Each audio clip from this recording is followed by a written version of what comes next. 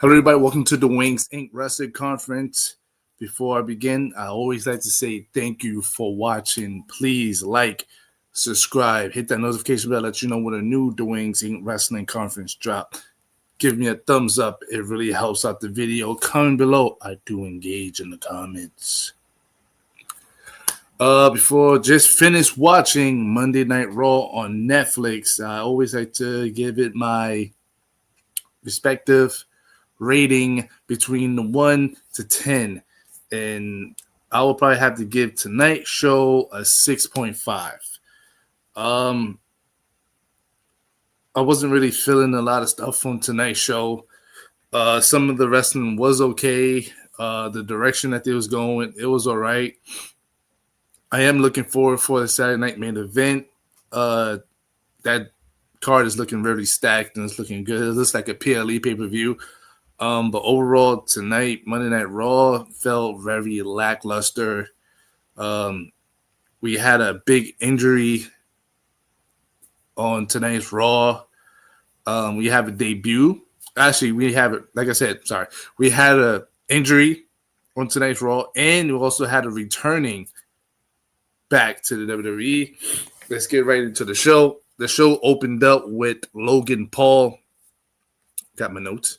Wrote down some notes now. The show opened up with Logan Paul. Logan Paul said that he said that he will beat Jey Uso on Saturday night's main event. And when he returns to Raw, he will be the new world heavyweight champion. He said that the crowd started chanting Yeet. He said that Yeet chant annoys me. Paul said that he won a singles title 12 years before Jey Uso did, and Jey couldn't handle the weight of being world heavyweight champion. Paul bragged about how he knocked out Jey Uso 3 times. Paul said he's going to do it again this Saturday, and when he does, he will become your new world heavyweight champion. Gunther interrupted Paul. Gunther will challenge the world heavyweight champion on Raw in 3 weeks. The crowd chanting "You tapped out" at Gunther. Gunther said that Paul is confident that he will beat the guy who beat Gunther. So Gunther is left to assume that Paul thinks he's better than Gunther. Gunther said that the fans should show Paul more respect than they do. Gunther called Paul a self-made social media star who built a digital empire. Gunther said that things can be learned from Paul. Gunther admitted that there are things that Paul can teach him. Gunther said Paul, as world heavyweight champion, will be good for business. Gunther said that it's business, but to Gunther is personal. Beating Jey for the world title is a personal to him. If Paul takes it away, then Gunther would take it personally. Gunther said that Pat McAfee at the least showed some heat against him, but he doesn't see heart in Paul. Gunther said that if they square off on June 9th in Phoenix, the bell will ring and Gunther will eat him alive. He will eat him alive, and Gunther left the ring. As Gunther left the ring, Logan Paul was left in the ring. The fans chanted Yeet, and when Paul turned around, hearing the Yeet chants, he got super kicked by Jey Uso. Jey Uso laid out Logan Paul in the middle of the ring after his promo against Gunther, setting up their match for Saturday night main event for the World Heavyweight Championship. This opening was okay. I liked the interaction between Logan Paul and Gunther. They got face to face, ending it with Jey Uso super kicking his opponent. I don't feel confident in Logan Paul beating Jey. I think this would be Jey's second title defense. I don't see Logan Paul beating him at Saturday Night Main Event. It will be a rematch on June 9th in Phoenix. The WrestleMania rematch of Jey Uso versus Gunther for the World Heavyweight Championship. That's what I see happening.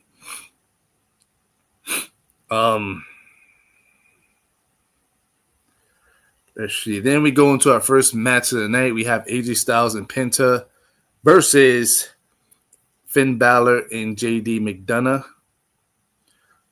This was a good back and forth match. Penta and Penta and AJ Styles have great chemistry, tag teaming together. The match was an okay match, wasn't the best. The crowd was heavy for AJ Styles, which as they should. Very heavy for AJ Styles. So let's see where I wrote some. I didn't wrote the whole match. I wrote some matches down. Let's see.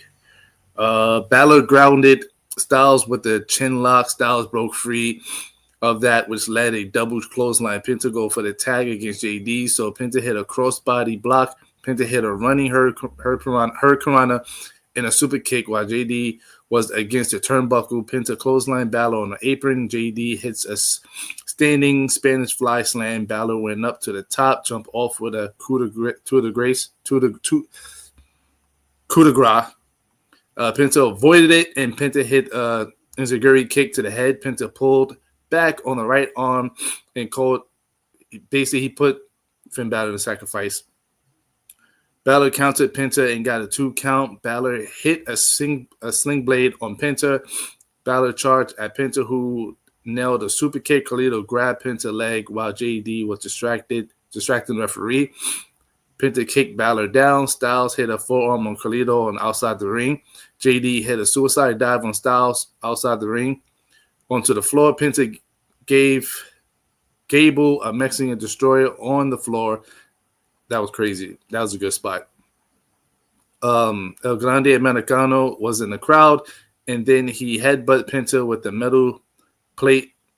Oh, I'm sorry. Go back. Penta gave JD a Mexican destroyer on the floor. Americano was in the crowd and headbutted Penta with the metal plate under the mask. The referee never saw it. Balor went up and hit a coup de grace double stomp onto a pinfall for a 1-2-3. JD and Finn Balor have beat AJ Styles and Penta. What I've noticed about how they booking Penta in the WWE, like overall, this match was okay, but how I noticed how they've been booking Penta in the WWE is that only way you can beat Penta is by cheating. It's legit by cheating. He always lose like outside interference, referee back turn, and they hit him. They never pinned him clean. He never lost clean. He always got like outside interference, referee backwards turn, and they hit him or knocked him out or whatever. And it's kind of almost, I would say the same for Rey Fenix, but Rey Fenix lost clean last Friday. But I just noticed that that's how Penta been losing, is by outside interference. It is what it is. I kind of don't like it. Not that I want him to lose clean, but it's just that it kind of sucks. But it is what it is. We go into our second match of the night, which is the Money in the Bank women's qualifying match. We have Becky Lynch versus Natalya versus Roxanne Perez. I really enjoyed this match. We have finally found out that Roxanne Perez had been called up to the main roster, have signed with Monday Night Raw. This was a good back and forth match. Who I wanted to win was Natalya, but Roxanne Perez won. Got my notes here. Roxanne was in control and hit a running uppercut on both opponents. Lynch hit a forearm on Natalya, and Natalya was discussed clothesline for 2. Natalya tried to double sharpshooter, but the wrestlers kicked out. They waved free.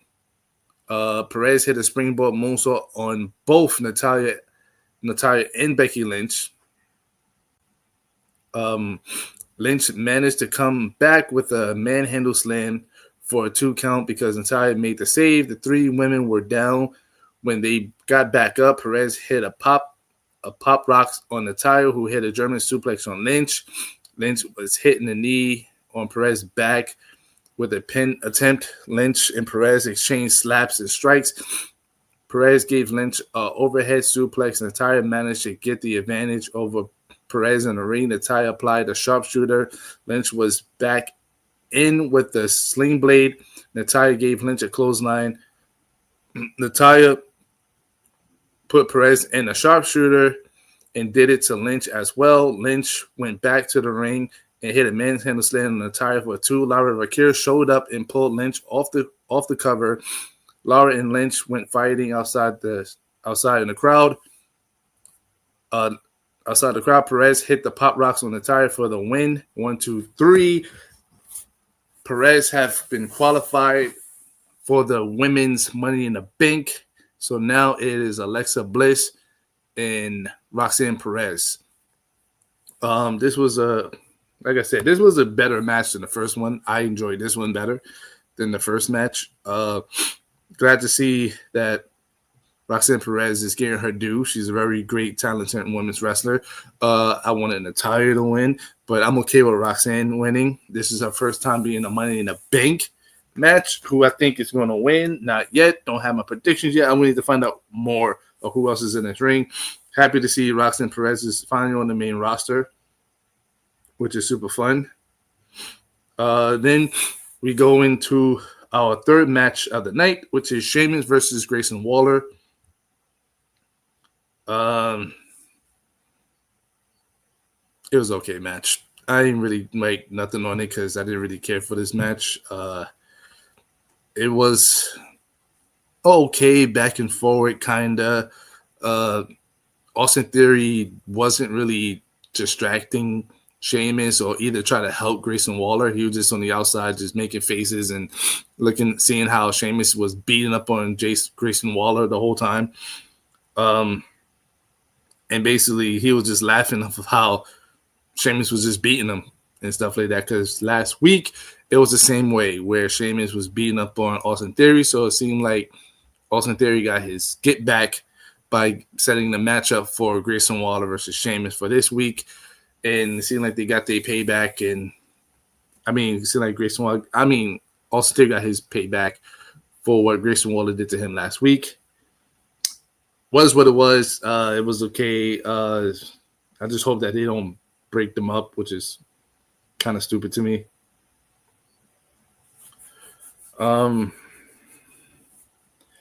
Then we go into the fourth match of the night.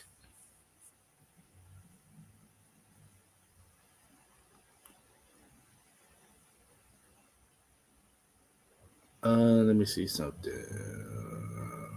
Yeah, so we go into the fourth match of the night, which is the second women's qualifying match for the women's Money in the Bank. We have Rhea Ripley versus Kairi Sane versus Zoe Starks. Like I said, we have a return to Monday Night Raw. Kairi Sane is back. I would say this was going to be an okay match because Kairi Sane is back. Rhea Ripley is in it. Zoe Starks is in it. I was setting up this to be a good match, but it did not go well at all. But I did write down a few notes. So Rhea Ripley was in control with a drop kick on Starks. Sane hit an impressive head scissors, sending Rhea out of the ring. Starks jumped off the top rope and tried to hit Sane with a drop kick, but Starks hit her knee on the mat dumb hard. It was crazy. She ended up basically just grabbing her knee right after she tried to drop kick Sane, and you can just hear her screaming. I believe Michael Cole said that she did re-injure her knee. I think she had a past injury on that same knee, and she basically re-injured it by doing a drop kick. But I think when she went to go do the drop kick to Kairi Sane, I think she was too close. There was no space in between, so it was an accident. Then they went to a replay. Then they went to commercial. An ad, whatever I guess you want to call it.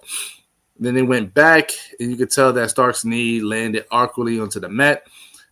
I think she thought Sane was just going to be standing there when she jumped, but then unfortunately Starks hit the mat and didn't show any replays of the injury. Doctors came in, checked it and stuff, but the match had to continue. Rhea Ripley against Sane. Rhea Ripley kicked Sane to knock her out of the ring. Ripley chose Sane on the floor, and then they went back to the ring where Rhea Ripley got a near fall. Sane tried to move for a turnbuckle. Tried to move off the turnbuckle, but Rhea Ripley caught her and hit her with a fallaway slam across the ring. Rhea Ripley applied the prism lock. Sane got out of that, and Sane hit a forearm smash. Sane headbutt Ripley, and Sane tried for a leap off the turnbuckle, but Rhea Ripley hit her with a the drop kick to the counter and got a 2 count. Sane continued at Ripley to move, and Sane hit an elbow to the head. Sane hit a running clothesline against Rhea Ripley. Sane went up for the top for the Sane elbow, but Rhea Ripley got her boot up to block that. Rhea Ripley and Sane exchanged forearms. Rhea Ripley ducked an elbow attempt. It really hit. Rhea hit Sane with a headbutt. Rhea hit Riptide Slam for the win. Rhea Ripley is now qualified for the women's Money in the Bank. So now we have Alexa Bliss, Roxanne Perez, and Rhea Bloody Ripley in the women's Money in the Bank. Still not going to give my prediction of who won. Got to figure out more. This should have been a good women's match, but unfortunately, Zoe Starks had re-injured her knee. So it came down to a 1-on-1 between Rhea Ripley and Kairi Sane. So after that, we had a little segment backstage with the Judgment Day.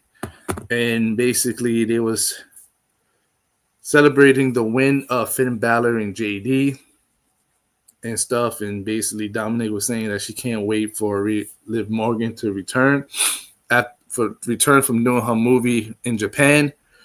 Soon as you could just tell, soon as they was talking, you could see Dominic face change from being happy to like, here we go, or displeased when Finn Balor came and basically introduced the Judgment Day to Roxanne Perez. He said that he told Dominic, like, hey, yo, I've been talking to her for the past couple of weeks, and I think she would be a good help to Judgment Day. Dominic was like, yo, this makes no sense. Like, we got to talk to Liv. And Finn was like, no, trust me, Liv will be okay about it. Don't worry about it. That she's not part of the Judgment Day. He like they have JD, just like they have Carlito to help out the men. How about having Roxanne help out Raquel and Liv for the women? Like, help the women and stuff like that. And Dominic was still like, I don't know. But then she said, Roxanne said, like, look, I'm not part of the Judgment Day, but I did brought gifts. Roxanne gifted Dominic with some chicken nuggets and then gifted Carlito with a bag of apples. And basically, they was like, nah, we don't know. We just going to have to wait and talk to Liv about it. And then Finn was like, I can't wait. With a big smile on his face. I'm interested about this. See who's going to go. We have been seeing Finn Balor talking to Roxanne for the past couple of weeks, backstage and stuff like that. Kind of interesting. I think Finn have something up under his sleeve about this whole Roxanne Perez thing, which is interesting. Then we go into the main event. We go into the main event of the night. We have Jey Uso versus Braun Breaker. This was a really, really, really good. This was a really good main event. The crowd was really hyped for this main event. Braun Breaker versus Jey Uso was amazing. Big fan of Braun Breaker. This man, like, super duper strong and super duper fast. He's definitely going to be WWE champion or World Heavyweight champion in the future. But I did write some notes on that. Jay punched Braun in the face when Braun told Jay to hit him. Braun and Jay exchanged punches. Braun hit a knee, and Jay hit an enziguri kick. Jay hit a pop-up Samoan drop for the 2. It looked great. The fans chanted, "This is awesome" for the good action. Jay went up for the top. Braun stopped that with a punch, and Jay countered with a headbutt. Jay went to a turnbuckle, so Braun jumped to the top and gave Jay a Frankensteiner for a 2. Braun ran the ropes. but Jay was ready for him with a super kick for 2. Heyman went onto the apron, so Braun left the ring and grabbed a steel chair. Braun went into the ring, and Jay super kicked Braun out of the ring. Jay then ran the ropes. Heyman grabbed his foot while the referee didn't see. Jay went after his former ally, Heyman. This was a mistake because Seth Rollins came and hit Jay from the back. And basically the ref saw it and basically declared this match a DQ. Seth Rollins threw Jay into the ring, so Braun Breaker rolled and Rollins beat down on Jay until Sami Zayn made the save.